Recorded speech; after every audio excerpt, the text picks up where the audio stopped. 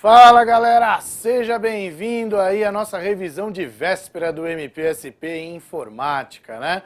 Para quem não me conhece, eu sou o professor Fábio Augusto, dou aula de Informática aí para concurso já há algum tempo e preparei para vocês aqui os assuntos que podem cair na tua prova domingo e que você vai gabaritar essa prova, eu tenho certeza, beleza? Primeiro porque Informática é uma das matérias mais fáceis, não é? Você que não concorda, vai concordar hoje, porque você vai lá e vai arrebentar nessa prova, beleza? Então, para começar a nossa, vamos dizer assim, revisão de véspera, eu separei aqui alguns elementos que são importantes. Vamos lá ver? Mas antes, galera, olha lá. Eu deixo aqui para você os meus contatos interativos, então eu gostaria que você mandasse o feedback depois da sua prova de domingo, como é que você se saiu, principalmente aí em Informática. Então tem aí o meu Facebook, meu Instagram e o meu canal no YouTube aí para você se inscrever, beleza? Então, separei aqui, claro, né, o edital. Então, em vermelho estão ali as palavras-chave que devem estar aí na sua cabeça. O que cai na prova?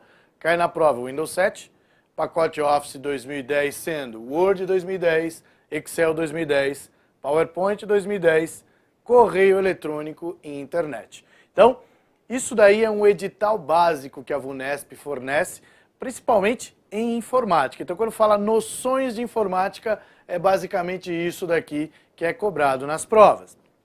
Sobre o Windows 7, eu separei para vocês algumas questões aí atuais, né, de 2019, sobre o que a VUNESP já tem cobrado, e vou destacar elementos importantes para que você relembre, né, e que possa estar preparado para qualquer situação de questões do Windows 10. O mesmo em relação ao Word, ao Excel, ao PowerPoint, a correio eletrônico e internet. Beleza? Bom, sobre o Windows 7, o que eu separei para você? Galera, vale lembrar aqui que no Windows 7 é extremamente importante você saber sobre manipulação de arquivos e pastas, né? Saber o que acontece quando você renomeia um arquivo que está, né, dentro de uma pasta com o mesmo nome. Você sabe que isso não é possível. Ele vai trazer ali para você, a não ser que o arquivo esteja com uma extensão diferente. Se for a mesma extensão, não será possível renomeá-lo, né? Ele vai trazer uma sugestão para você com um nome diferente, geralmente colocando entre parênteses o número 1. Quando eu faço, por exemplo, a cópia de um arquivo que está em um local e esse arquivo dentro de uma pasta já existe, na hora de colar, ele vai trazer as opções para mim ali, né, de copiar, mas manter os dois, que aí ele coloca entre parênteses o número 1 também, mas ele pode também trazer para você a opção de substituir o arquivo que já existia na pasta, né, e fazendo com que você fique apenas com um arquivo. Então, esses elementos, que são elementos que você faz no seu dia a dia, vale a pena dar uma atenção especial a eles, né? Porque tem incidência em prova em 2019 e tem grande chance de ser cobrado nessa prova aí no domingo, beleza? Agora, vamos às questões que eu separei para você, porque é baseado nas questões que nós vamos tirar todas as suas dúvidas, beleza? Então vamos lá, acompanha comigo. Primeira questão de Windows 7 que eu separei para você, ele traz ali, ó. A área de transferência do Windows 7 em sua configuração padrão permite tanto o armazenamento de dados como a transferência de dados entre documentos ou programas aplicativos. Ações que envolvem essa área são recortar e copiar, compactar e colar, colar, destacar, copiar, criptografar, criptografar e compactar. Então, olha lá, uma questão tranquila, bem fácil. Então, a gente tem que associar área de transferência ao que a gente comete quando copia alguma coisa dentro de um programa em específico, ou na internet, quando eu copio alguma coisa que vou colar em algum lugar. Então, o ato de copiar ou de recortar são ações que podem ser trabalhadas na hora em que você vai fazer um trabalho e, consequentemente, você faz uso do que a gente chama de área de transferência, beleza?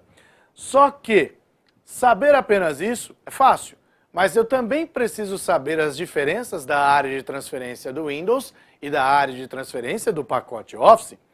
área de transferência do Windows, quantos itens de cada vez podem ser armazenados?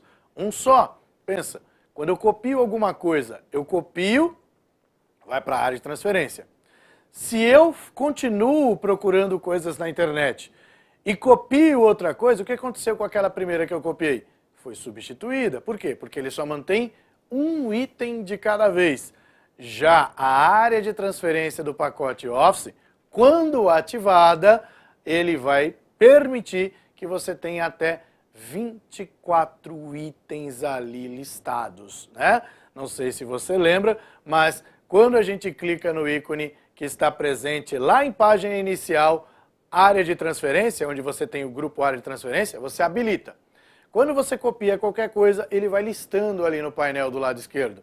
E aí, quando você copia e copia, você não perdeu a primeira informação. As informações todas serão listadas até um total de 24 itens. Outra coisa que é importante lembrar, área de transferência é facilmente confundida com área de trabalho. Veja, os dois falam de áreas. E aí, na prova, a VUNESP gosta de fazer esse tipo de armação, né? De pegar o candidato, fazendo com que ele fique confuso em relação à área de trabalho e à área de transferência. Área de trabalho, local que eu posso armazenar elementos como arquivos, pastas, atalhos e também fazer a mudança da aparência do meu computador, mudando o papel de parede, mudando o padrão de cores do Windows. Então isso eu consigo fazer na área de trabalho. Agora, área de transferência, eu tenho que sempre remeter à ação de copiar e recortar. Beleza? Tá curtindo aí a aula? Então já deu seu like aí pra mim, porque você está assistindo, então já deu seu like, porque não faz a menor, vamos dizer assim, sentido ter 40 pessoas assistindo e ter só 28 curtidas. Então curtam aí, galera, que eu tenho certeza que eu vou trazer para vocês as questões que vai cair nessa prova, beleza? Então vamos lá, vamos ver a segunda questão. Segunda questão está aqui, ó.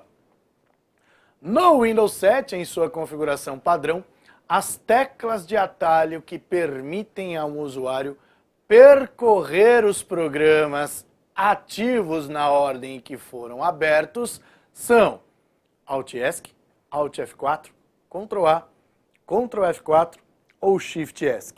Então, como você pode ver, não é uma questão assim tão fácil, né? Então, quer dizer, tecla de atalho, galera, é aquilo que eu costumo falar em aula.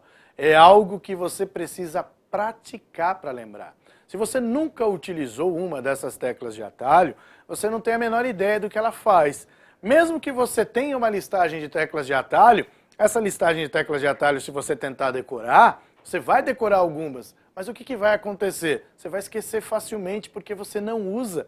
Aquilo que a gente não usa, o cérebro descarta. E lembre-se, na prova a gente não tem apenas informática, a gente tem as outras matérias também. E você com certeza teve coisas para decorar. Então, qual é a primeira coisa que ele vai descartar? A tecla de atalho que você não utiliza. Então, por isso que em aula eu sempre falo para os alunos, pratique as teclas de atalho para que você tenha a referência visual, o que acontece quando você pressiona aquilo, certo? Aqui a gente tem apenas a ideia das coisas que a gente faz no dia a dia. Alt Tab. Alt Tab, ele não vai trazer na sequência em que foi aberto. Alt Tab, ele alterna entre as janelas. E o Alt Tab nem está listado nas alternativas. Então, vamos entender o que a questão está pedindo e colocar em prática exatamente a tecla de atalho para que você tenha referência visual. Vamos lá? Então acompanha comigo. Aqui nós temos o seguinte, ó. Alt ESC, Alt F4. Alt F4 você sabe o que é, fecha. Ctrl A. Ctrl A, ele vai selecionar tudo que estaria dentro do Windows Explorer. Ctrl F4. Ctrl F4 não faz absolutamente nada. E Shift ESC? Shift ESC não faz nada. Ctrl Shift ESC faz. Ele abre o gerenciador de tarefas. Então, a alternativa correta é a alternativa A. Mas não adianta nada eu colocar o xizinho lá no A se eu nunca vi isso acontecer. Então o que eu vou fazer aqui, ó? Eu vou sair da minha apresentação e vou fazer o Alt ESC para você ver o que acontece aqui, ó. Alt ESC. Tá vendo só? Ele está mostrando na sequência os programas que eu abri aqui para que a gente pudesse trazer aí a nossa revisão de véspera. Beleza? Então, mostra exatamente os programas que foram abertos naquela sequência. Beleza? Tenho mais uma questão aqui para você de Windows 7. Então, usando o aplicativo Bloco de Notas do Microsoft Windows 7 em sua configuração original, um usuário abriu, a partir da biblioteca Documentos Atividades, o único arquivo existente chamado tarefas.txt. Após editá-lo, o usuário gravou usando o comando salvar como, a partir do menu arquivo indicando o nome tarefas2.txt.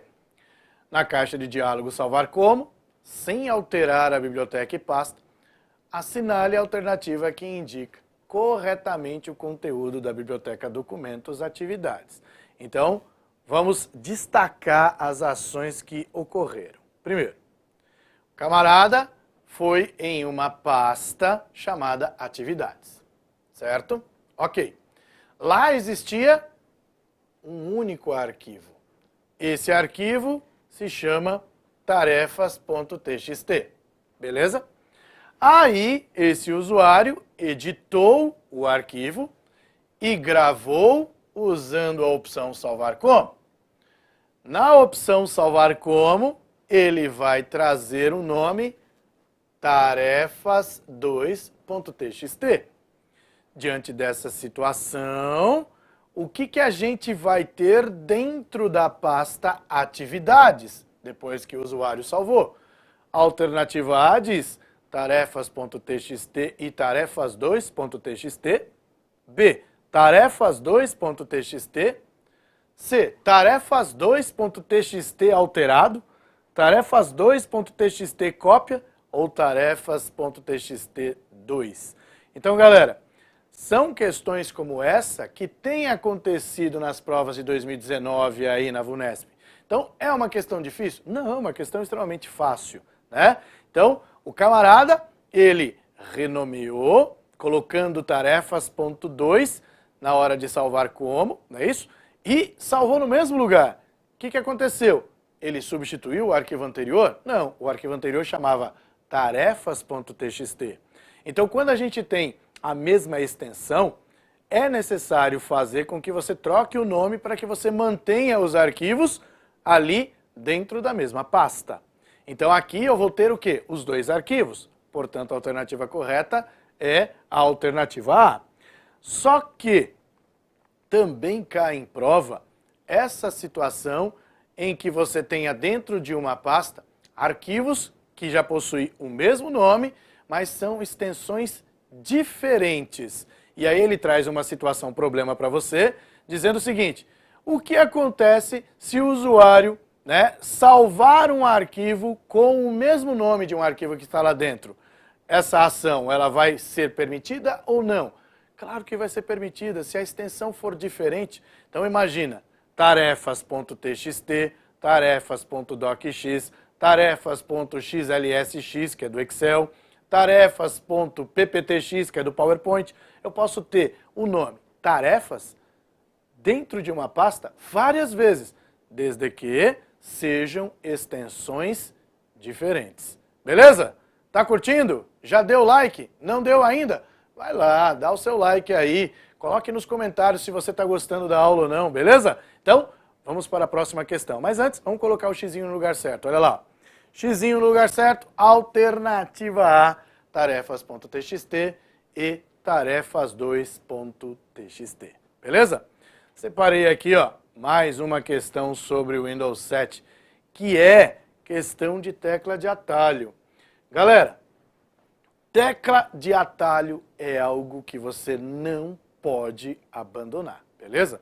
Então, questões relacionadas ao Windows, questões relacionadas à internet, que envolve navegação na internet, que vai trazer, por exemplo, navegadores, tecla de atalho é algo que você tem que se agarrar e, vamos supor assim, você não praticou as teclas de atalho, você tem aí alguns dias ainda para praticar para poder ter a referência visual.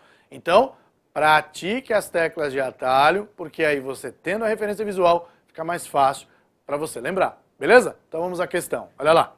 Nessa questão aqui ele traz, considere a seguinte tela do Windows 7 em sua configuração padrão. Então a tela está aí do nosso lado direito e ele fala, aqui do meu lado direito que eu estou de costas para vocês, né? Assinale a alternativa que apresenta o resultado esperado ao executar uma vez o atalho de teclado, tecla Windows mais M. E aí galera, o que acontece quando a gente pressiona Windows mais M? A alternativa A diz, as 3 janelas abertas serão ajustadas lado a lado? Não, o Windows M não faz isso. B, as 3 janelas abertas serão ajustadas uma embaixo da outra, em uma forma de cascata? Não. C, a janela do Windows Internet Explorer será selecionada? Não. A janela selecionada será minimizada? Ou maximizada, desculpa? Não. Então, as 3 janelas abertas serão minimizadas. Sim, alternativa E. Galera, essa tecla de atalho, ela pode aparecer também diferente, viu? Existe a tecla Windows M e existe a tecla Windows D. Qual a diferença de uma para outra? O Windows M minimiza, só. O Windows D minimiza e se eu pressionar o Windows D de novo, maximiza. Então, quer dizer, ele faz a ação de minimizar e maximizar, certo? O Windows D, também é colocado com aquele recurso que a gente tem dentro do Windows 7, que é o PIC. Lembra do botão PIC? Aquele que fica do lado do relógio do Windows. Quando você clica, minimiza tudo. Quando você clica, volta tudo, é ou não é? Então, o Windows D e o PIC são as mesmas coisas, tá bom? Só que o Windows M só minimiza. Então, como eu já vi questões de prova que envolvem os dois, é legal você fazer uma associação e saber a diferença entre eles. O Windows D minimiza e maximiza, mas só maximiza se você usou o Windows D para minimizar.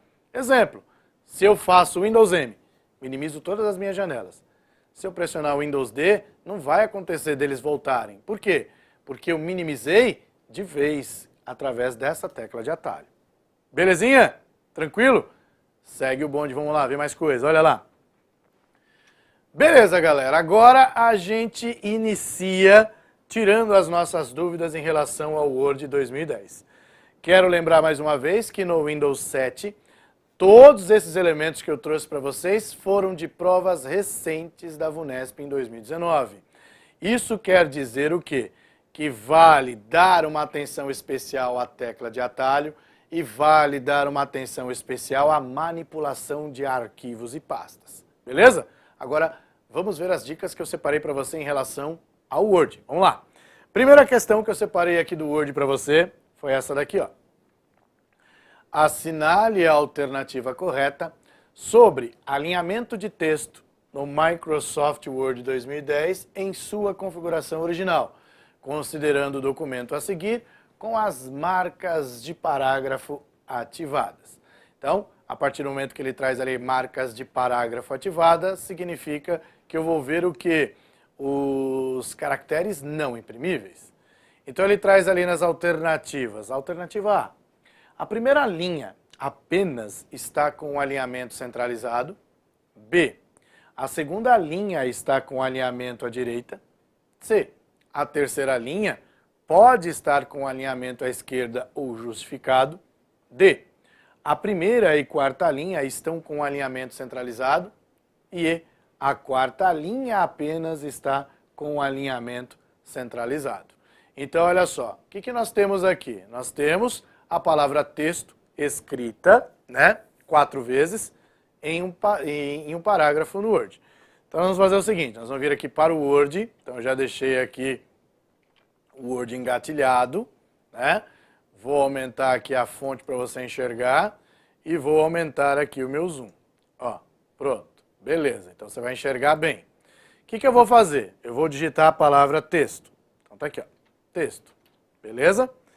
E vou colocar tabulações aqui, ó. 1, 2, 3, 4, 5, 6. Só que você não está vendo a setinha, né? Então para ver a setinha eu tenho que clicar aqui e mostrar tudo. Aí ele mostra a setinha para você. No parágrafo de baixo, eu vou pressionar 6 vezes. 1, 2, 3, 4, 5, 6 e escrever texto. Certo? E aqui eu vou escrever texto. Certo? E agora vamos fazer os alinhamentos. Eu não vou fazer o quarto, não precisa. Então olha só, diminuindo aqui ó, o zoom. Nesse caso aqui, ó, alinhamento à esquerda. Beleza. Ok?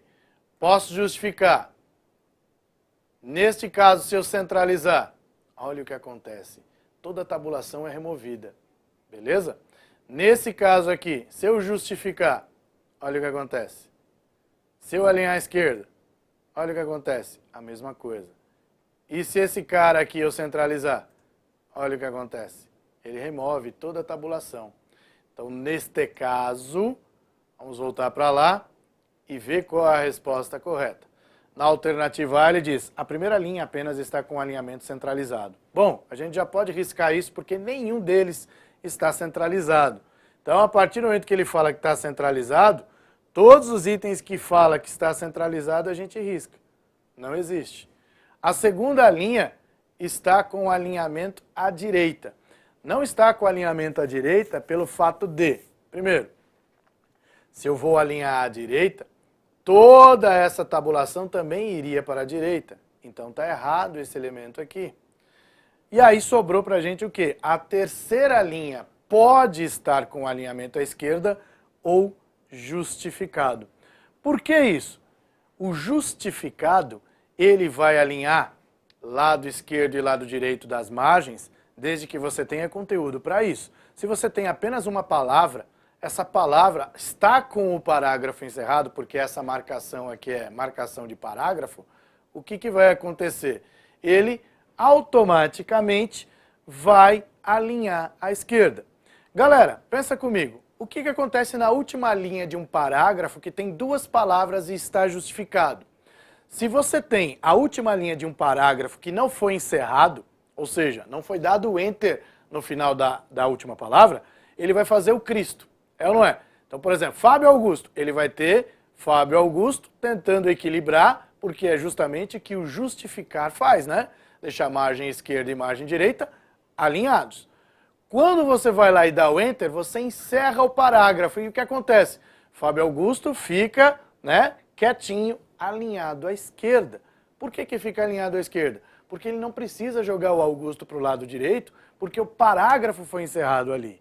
Deu para entender? Então, o justificado, ele pode ter aparência do alinhamento à esquerda. E isso tem caído constantemente nas provas de 2019. Então, formatação de texto tem caído em prova, mas alinhamentos têm caído também. Então eles colocam essas situações e pedem para vocês analisarem as alternativas. Então, fique esperto. Alinhar à esquerda, você já sabe como que fica. Justificado, você também sabe como que fica quando você tem um texto grande, onde você tem ali várias palavras, e aí você tem a margem esquerda e direita alinhado. Agora, quando tem uma palavra, duas palavras e estiver justificado, estando ali com o parágrafo encerrado, ele vai ter a mesma aparência ali do alinhamento à esquerda. Beleza? Tranquilo? Então, segue o bonde e vamos ver mais uma questão. Olha lá. Separei aqui para você o seguinte, ó. Considere o editor de texto Word em sua configuração, aí em português, né? Configuração padrão. Nesse aplicativo, na guia página inicial, o grupo parágrafo, existe um botão que possibilita mostrar no documento edição marcas de parágrafo, bem como outros símbolos de formatação ocultos. Informações essas que podem ser úteis durante a edição de um documento. O nome desse botão é classificar, marcadores, justificar, mostrar tudo ou lista de vários níveis. Então, como a gente acabou de ver, trata-se do botão mostrar tudo. Então é este botão aqui, galera, ó. Na hora em que eu amplio, este é o botão mostrar tudo. Beleza? Então, coloquei o mouse lá em cima, ele já traz ali o nome do botão. Certinho? Então, seguindo, nós temos aqui mais uma questão. Olha lá. O parágrafo na imagem a seguir foi editado por meio do Word 2010 e sua configuração padrão. Aí ele traz Conselho Tutelar da Prefeitura Municipal de São José do Rio Preto. Prova essa realizada em 2019. Aí ele traz lá. A palavra prefeitura aparece na imagem formatada com recurso, e aí, taxado, negrito, sublinhado, marcado ou riscado. Então, fica fácil, né? Você está vendo ali, ó. Prefeitura. Prefeitura está com um recurso chamado taxado. É ou não é? Então, municipal, tá com que recurso? O que você acha? Sobre ou subscrito? Subscrito. Esse recurso é um estilo ou é um efeito? É um efeito, assim como taxado também é um efeito. Beleza? Então, isso também tem caído constantemente em prova. Então, mais um conselho para você. Fique esperto em relação à diferença de sublinhado e taxado. Tá vendo lá o tutelar? Tutelar e prefeitura são formatações diferentes, é claro. Tutelar é estilo e prefeitura é efeito. Estilo de sublinhado e efeito taxado. Beleza? Bom, continuando, aí eu tenho aqui mais uma questão. Nessa questão aqui, ó, ele vai trazer um texto que está ali, que foi printado, né? Então você tem ali o Word que foi printado. Ele fala, observe o texto digitado em um documento do Word 2010 em sua configuração original e assinale a alternativa correta. No A ele diz, foi aplicado o alinhamento de texto à esquerda e o modo de visualização é o layout de impressão. Então, olha só, ele diz ali que o alinhamento foi à esquerda. Então, a partir do momento que você vê aqui, ó, alinhamentos, o alinhamento aqui não é o alinhamento à esquerda, está justificado. Então, não pode ser a alternativa A, já era. Agora, vamos lá. B. Em todo o texto existem 2 parágrafos.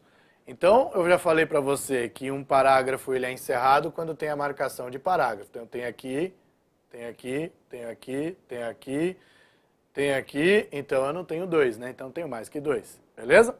Então, neste caso, não pode ser a alternativa B. No C. Não foi atribuído o número 3 para o artigo 227, pois o usuário aplicou tabulação na linha. Então, olha só, não foi aplicado o item 3 aqui, ó, no artigo 227. Então, não foi aplicado aqui, ó. Por quê? O quê? Porque o usuário aplicou a tabulação na linha. Aí você vai falar, não sei, professor, eu vou deixar essa daí com interrogação. Não entendi o que está escrito aí. Beleza, continue a leitura no dia da prova, é assim que você tem que fazer. No D ele diz, foi aplicado o efeito de fonte oculto na palavra tão pouco, assumindo que ela não está sublinhada.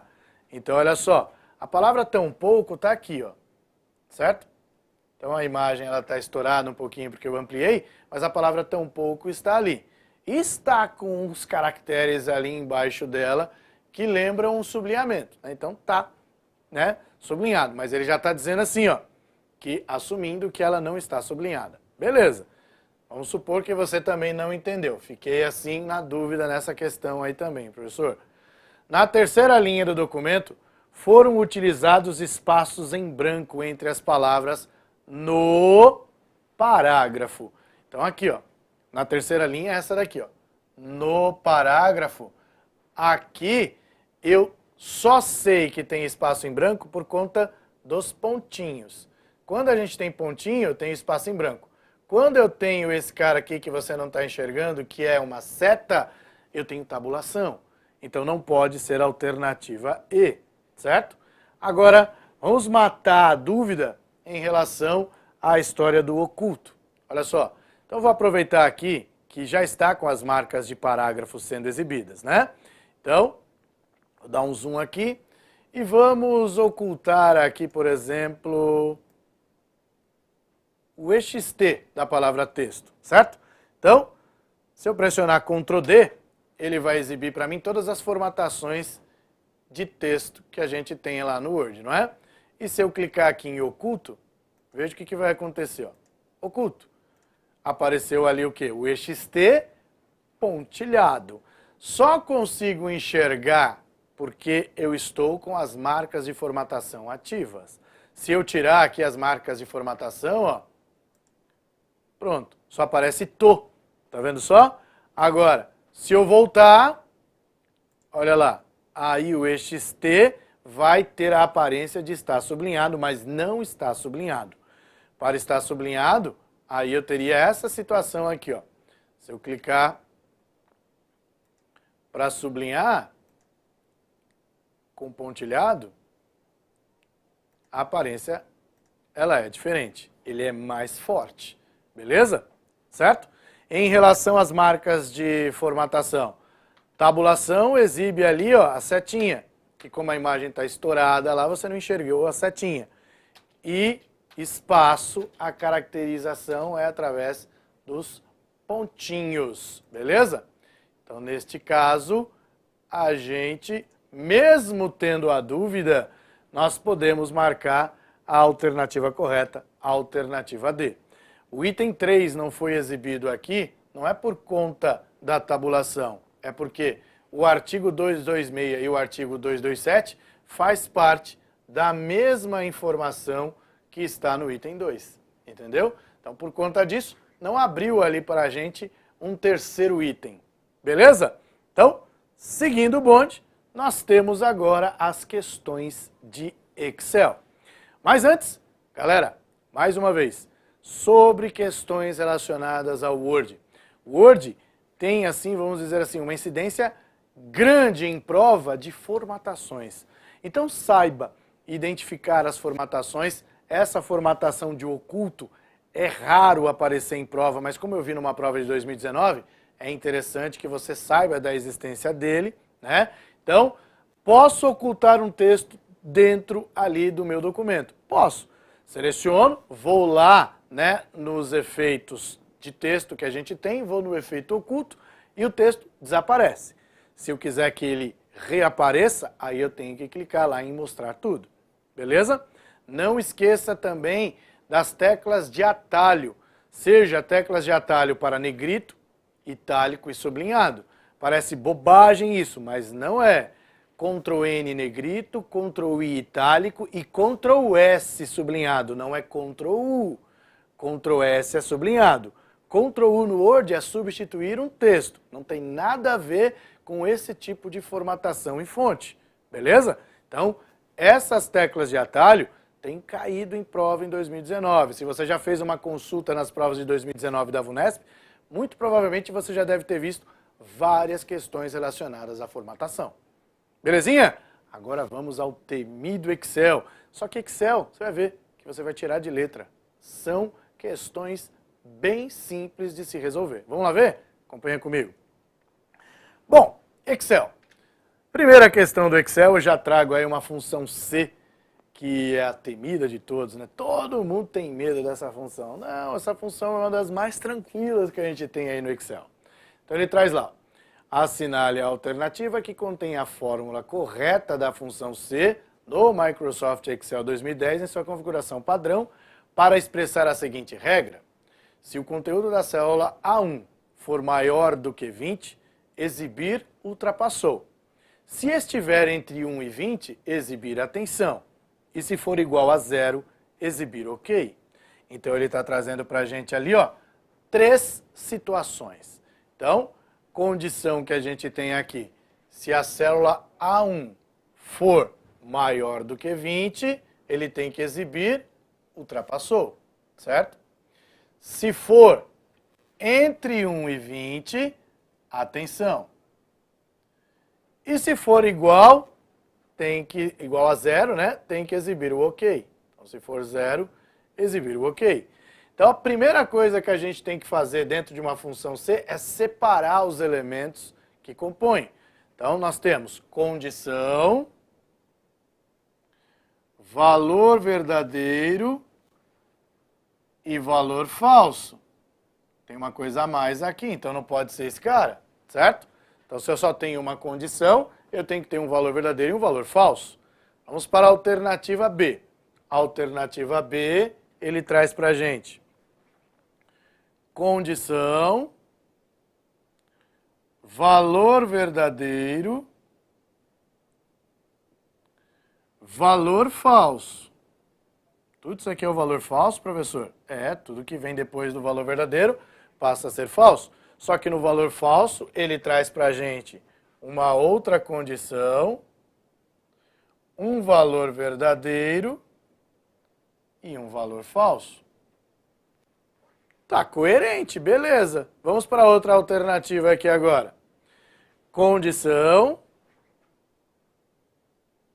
valor verdadeiro, valor falso. Tudo isso aqui é o valor falso, certo?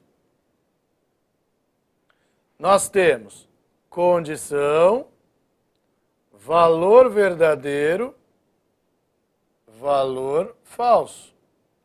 Aí, ó. Interessante. Também podemos dizer que pode ser. Vamos depois, na alternativa D, separar também. Condição, valor verdadeiro, valor falso. Esse cara aqui está a mais, então não pode. Esse aqui não pode. E a última alternativa a gente tem aqui. Condição, valor verdadeiro, valor falso. Tudo isso aqui. Só que no valor falso, eu tenho condição, valor verdadeiro, né? E valor falso. Só que nesse valor falso, eu tenho condição, valor verdadeiro, e cadê o outro falso? Não tem, então tá errado, certo? Então o que eu fiz até agora? Só rabisquei para identificar condição, valor verdadeiro, valor falso. Agora nós vamos analisar de acordo com o que ele está pedindo lá na questão. Veja, se a célula A1 for maior do que 20, tem que ser ultrapassou, certo? Então a gente ficou entre as alternativas B e C. Então, se a célula for maior do que 20, ultrapassou. Então a alternativa B aqui faz jus, ó, tá vendo? Se o A1 for maior que 20, ultrapassou. E depois, se estiver entre 1 e 20, exibir atenção. Então aqui ele está dizendo, se o A1 for maior ou igual a 1, atenção. Então aqui também está coerente, certo? Por que está coerente? Se ele está falando se for maior ou igual a 1. Se for 20, ele vai trazer atenção. E se for 21, ele vai trazer ultrapassou, por conta desse cara aqui, ó. Tá vendo só? Então aqui também está coerente, está trazendo a atenção. Se não for nada disso, ok. Beleza. Agora vamos ao outro aqui, ó. Se o A1 for igual a 0, ok. Beleza. Então aqui ele traz isso, né, ó. Depois, se o A1 for maior que 1, atenção. Se for diferente disso, ultrapassou. Tá, e se for maior que 20? Né? Então aqui percebe que ele vai trazer as mesmas situações. Então quer dizer, maior que 1 pode ser maior que 20 também. Então ele não traz ali a situação de maior que 20. Portanto, a alternativa correta é a alternativa B. Professor, bem complicada essa questão, né? Então, essa questão aqui é uma questão de análise. Então, qual o conselho que eu te dou? Eu coloquei ela de propósito, porque ela traz 3 situações ali para serem analisadas. Então, eu não aposto numa questão dessa para vocês. Eu aposto numa questão simples de função C, onde você tem condição, valor verdadeiro, valor falso. Eu coloquei essa questão aqui de propósito para que você aprenda a fazer a separação, esses rabiscos que eu coloco. A partir do momento que você faz o rabisco, identificando quem é a condição, quem é o valor verdadeiro e quem é o valor falso, você consegue entender o que está acontecendo ali. E aí, sempre faça essa separação quando aparecer uma função C. Fiz isso, aí eu vou analisar. Dentro da análise, aí eu consigo ver qual é a alternativa correta. Veja que a gente ficou entre 2 alternativas. E aí a gente conseguiu eliminar a alternativa errada porque estava faltando uma das condições que foram colocadas no enunciado. Se não tem aquela condição, então não pode ser ela. Então, sobrou aquela que traz as 3 condições. Beleza? Vamos ver mais uma questão de Excel que eu separei para vocês. Vamos lá. Nessa questão aqui, ó, eu trago a função máximo. Pois é. Professor, é fácil essa função, hein? Então, vamos ver se é realmente fácil, porque assim, ela é fácil, mas ela pode gerar confusão por conta do quê? De não prestar atenção nos intervalos. Então ele traz aqui, ó, máximo de A1 a B2. De A1 a B2 é esse intervalo aqui, ó. Certo? Então tá aqui, ó. Quem é o máximo de A1 a B2? O 5. Então aqui, ó, vamos colocar 5, beleza? Depois, de B1 a C2, de B1 a C2, é esse intervalo aqui, ó.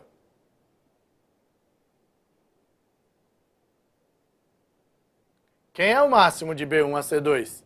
O 6, beleza? Agora, nós temos de C3 a C4. De C3 a C4, galera, é só esse cara aqui, ó. De C3 a C4. Quem é o máximo aqui? O 6. Então, o que eu teria que comparar? O 5, o 6 e o 6. Então, esses caras aqui separados por ponto e vírgula, né? Quem é o máximo entre 5, 6 e 6? 6. Acabou. É só isso. Difícil? Não. Tranquilo. Só que aqui, o que é a pegadinha? É não prestar atenção no intervalo. Se ele não traz um intervalo correto, se você não presta atenção no intervalo correto, na realidade, você pode pegar os outros números, que tem aqui 8 e 7. E aí qual é o máximo que tem ali? É o 8. Né? Então, a partir do momento que nós temos uma função máximo, uma função mínimo, uma função maior, uma função menor, eu tenho que prestar muita atenção no intervalo para não tropeçar. Beleza? Separei também uma questão aqui que você vai gostar bastante. Vamos lá ver? Acompanha comigo. Olha só. Separei uma questão aqui que traz referência. Pois é. O que é essa questão aqui? A questão que fala sobre referências presentes no Excel. Então nós temos referência relativa, referência mista e referência absoluta. Ele quer saber aqui, ó, das alternativas aqui, qual aqui apresenta a referência relativa. Relativa é aquela referência que quando você copia e cola uma fórmula numa função, ela vai fazer modificações, trocando, por exemplo, a coluna, a linha. Então, é aquela que a gente tem a presença só da célula, no caso, o A2. Então, essa daqui é a referência relativa, ok? Que é a alternativa correta. Agora, as outras referências que nós temos aqui. Nós temos a referência mista, que ele trava um elemento e o outro não. Então aqui, ó, o cifrão está antes do A. A alternativa A não existe. Aqui deveria ser assim, ó, igual a cifrão 2. Aí nós também teríamos uma referência mista, só que aí ele trava a linha. E a referência absoluta, que é essa daqui, ó. Então nós temos 3 tipos de referências. Referência relativa, mista e absoluta. Portanto, alternativa D. Certo? Então é um pouquinho de teoria que a gente tem a respeito do Excel e vale a pena a gente saber. Ok? E agora a questão que eu disse que vocês iriam gostar. Uma questão que caiu numa prova aí em 2019, né? Não foi em 2019 não. Essa foi na prova de MP, né, que já ocorreu aí, e que caiu para o que vê, né? Não foi o MP de vocês, mas foi um outro MP aqui de São Paulo. Então ele traz lá para a gente, ó. Observe o balanço da empresa, exemplo, que foi feito no Excel 2010 em sua configuração padrão e está apresentado parcialmente na figura. E responda a questão. Note que alguns valores foram ocultados propositalmente. Então você está vendo ali a imagem e aí ele fala. Os valores do bloco de ativos circulantes foram obtidos da planilha ativos existente na mesma pasta de trabalho do balanço apresentado. E aí ele fala aqui, ó. O valor 743 atribuído a inventários, a célula B7 da planilha balanço, foi obtido com a fórmula. E agora, hein? Que fórmula que foi obtida aqui, ó? Bom, nós temos a presença aí do PROC-V, do PROC-H, e aí a gente precisa prestar atenção em quê? Na informação que está sendo falada aqui no enunciado. Então veja, ele traz ali, ó, os valores do bloco ativos circulantes foram obtidos da planilha ativos, existente na mesma pasta de trabalho do balanço apresentado. Então nós temos aqui, ó, você pode perceber que nós estamos em um arquivo do Excel que traz duas planilhas. Um arquivo do Excel é chamado pasta de trabalho. Então, por isso que ele está falando, existente na mesma pasta de trabalho. Então, isso é só para a gente saber que quando a gente vai fazer uma referência, essa referência, quando tem planilhas diferentes dentro do mesmo arquivo, ela vai trazer a característica de trazer o nome da planilha com a exclamação. Então, eu já estou vendo ali nas alternativas que nós temos ativos, balanço e balanço com a exclamação, ok? E quando a gente não tem, já podemos eliminar as duas alternativas D e E aqui, ó. Pronto, já era, certo? Então, essas duas já risca. Agora, nós temos ali a alternativa A, a alternativa B e a alternativa C. PROC-V é uma função que vai procurar na vertical, ou seja, vai procurar nas colunas, não é isso? Então, o que ele vai procurar? Ele vai procurar B7. Quem é B7? Então, olha aqui, ó. B7 é inventários, ó. B7, inventários, tá aqui, ó. Beleza? Onde que ele vai procurar inventários? Ele vai procurar inventários na planilha ativos, certo? Então, procurar inventários na planilha ativos, a única alternativa que eu tenho correta aqui só pode ser a alternativa A. Eu já vou colocar a alternativa correta, mas eu vou desmembrar isso aqui para você. Por quê? O PROC-V ele é formado da seguinte maneira. Nós temos aqui o B7, que é o item que eu estou procurando. Então, eu vou colocar aqui, ó, item PROC. Ativos A2.B é o local onde eu vou procurar, então a gente pode chamar de intervalo de procura.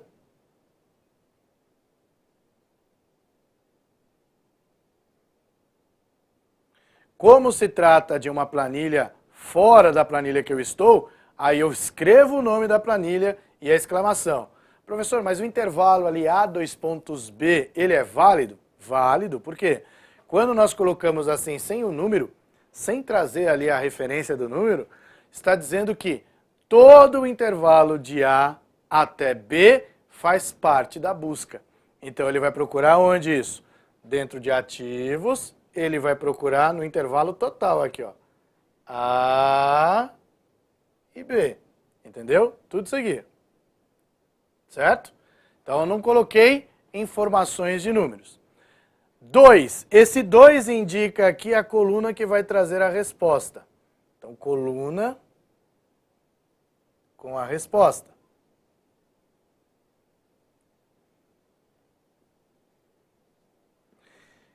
E esse falso? Esse falso quer dizer que aquilo que eu estou procurando, ele tem que existir. Porque o falso quer dizer que nós estamos procurando o valor exato, tá? Então, o verdadeiro é o valor aproximado. Como é texto, não tem como ser um valor aproximado. Então, tem que ser o valor exato, certo? Lembre-se, quem é B7?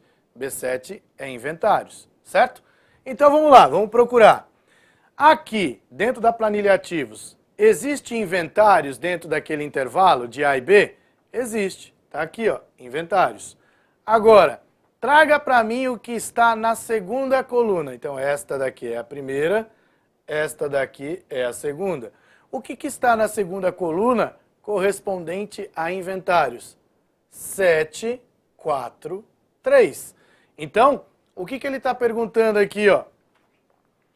O valor 743 atribuído a inventários célula B7 da planilha balanço, foi obtido com a fórmula. Que fórmula que foi obtido?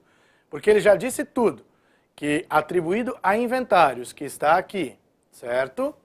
Ele traz ali para a gente que está em balanço, só que ele traz que o 743 é um valor constante que foi trazido através da planilha ativos. Para facilitar a tua vida, PROC-V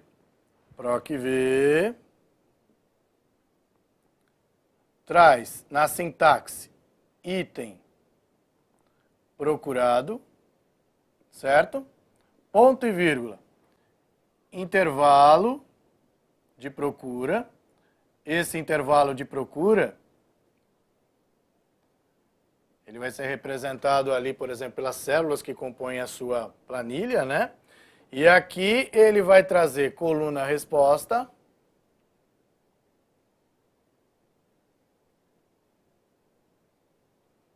e aqui se é o valor exato ou o valor aproximado. Certo? Valor exato e valor aproximado. Valor exato pode aparecer escrito com falso ou zero. E o valor aproximado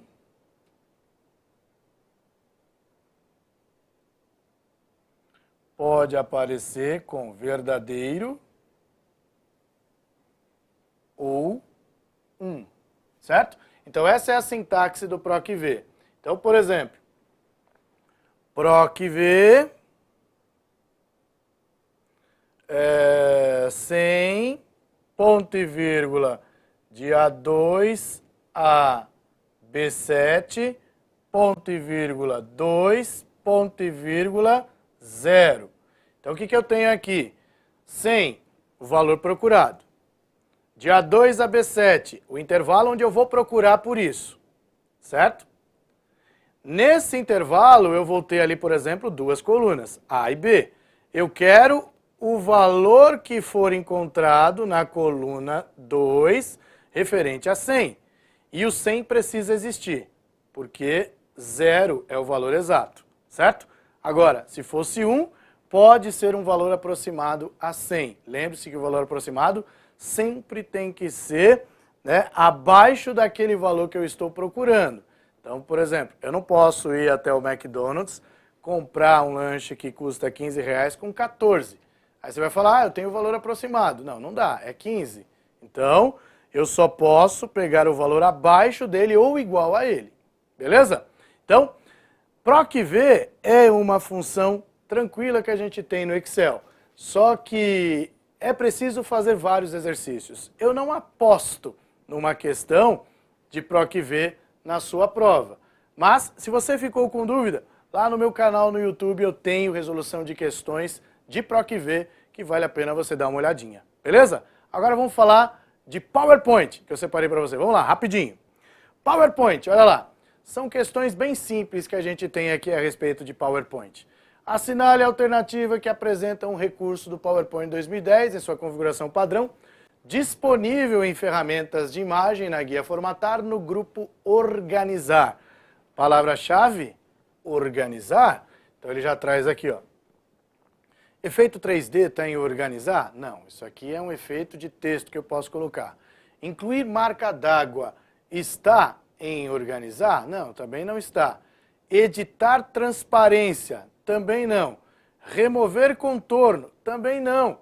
Agrupar. Agrupar está em organizar. Eu posso agrupar, posso alinhar, posso trazer para frente, enviar para trás. Então são ações que eu posso fazer através aí da guia Formatar, que é uma guia que aparece quando eu clico em um objeto, uma imagem, por exemplo. Tá bom? E aqui, ó, em uma apresentação com 10 slides no PowerPoint 2010, em sua configuração padrão, um usuário configurou transição de slides recortar no último slide. Considerando que não há nenhuma animação configurada nos objetos durante o modo da apresentação de slides, assinale a alternativa correta quando o usuário pressiona Enter no último slide. Então, olha só, se eu vou pressionar Enter no último slide, o que vai acontecer? A apresentação volta para o slide anterior, a transição é iniciada, o arquivo da apresentação é copiado para a área de transferência, o arquivo da apresentação é recortado ou a apresentação é terminada? Bom, a apresentação ela é terminada. Se eu estou no último slide e aperto Enter, para onde que ele vai? Finalizar a apresentação, certo? Então, essas questões aí que eu encontrei para vocês são questões atuais aí da VUNESP. Então você vê que o PowerPoint não é nenhum bicho de sete cabeças. É uma, vamos dizer assim, uma das questões bem intuitivas, fáceis de você acertar. Ele traz ali pra gente nessa questão que eu separei, ó. No PowerPoint 2010, em sua configuração original, um usuário criou uma apresentação com 8 slides, sendo que nenhum deles está oculto. Tampouco contém animações ou transição de slides, considerando que o slide 3 contém apenas 2 botões de ação, sendo que o primeiro é um hiperlink para o slide 4 e o segundo é um hiperlink para o slide 7. Assinale a alternativa que indica o que acontece quando o usuário pressiona a tecla Enter em modo de apresentação de slides, sendo exibido no momento o slide 3. Então eu estou no slide 3 e aperto Enter, para onde que ele vai? Ele vai para o slide 4. Simples assim. Ah, e toda essa história que ele contou lá em cima, ele contou para te confundir. Tá vendo só? Então presta atenção ali no que ele está pedindo. Pressionou a tecla Enter, sendo que você estava no slide 3. Então eu não cliquei em nenhum hiperlink. Para visitar o hiperlink eu tenho que clicar, beleza? E agora, mais uma questão do PowerPoint, aí ó que bacana. Um usuário está editando uma apresentação no PowerPoint 2010 em sua configuração padrão. A apresentação tem 10 slides, sendo que os slides 3 e 4 estão ocultos. Os slides 5 e 6 têm animações configuradas em suas autoformas. Ele adicionou um logotipo no único slide mestre existente. Assinale a alternativa que indica em quais slides o logotipo foi incluído na apresentação. Palavra-chave, slide mestre. Slide mestre é igual brincar de siga o mestre. Ele tem que fazer isso todo mundo. Todo mundo que está brincando segue o mestre. No caso, todos os slides vão ter a presença do logotipo. Belezinha? Agora, correio eletrônico, galera. Olha aí, ó, eu separei para você algumas questõezinhas de correio eletrônico.